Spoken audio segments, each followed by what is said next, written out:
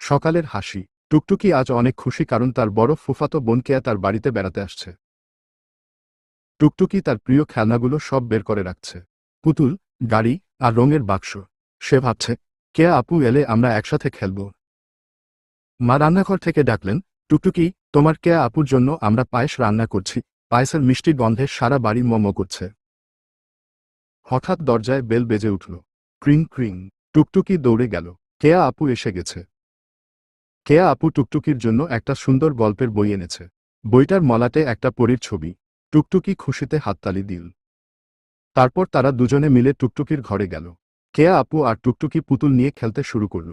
তারা পুতুলের বিয়ে দিল। খেলার পরে মা তাদের জন্য গরম গরম পায়েস আর লুচি নিয়ে এলেন। ওয়াও, কি মজা, বলল টুকটুকি। বিকেলে তারা বাগানে গেল। কেয়া আপু টুকটুকিকে শেখালো কিভাবে প্রজাপতির পিছনে না দৌড়ে চুপ করে বসে থাকলে প্রজাপতি নিজেই কাছে আসে। দেখতে দেখতে সন্ধ্যা হয়ে গেল। যাওয়ার সময় কেয়া আপু টুকটুকিকে জড়িয়ে ধরে বলল, আবার আসবো কিন্তু। টুকটুকির মনটা একটু খারাপ হলো, কিন্তু সে জানে আপু আবার আসবে। রাতে বিছানায় শুয়ে টুকটুকি কেয়া আপুর দেওয়া গল্পের বইটা দেখছিল আর ভাবছিল, আজকের দিনটা কি দারুণ ছিল।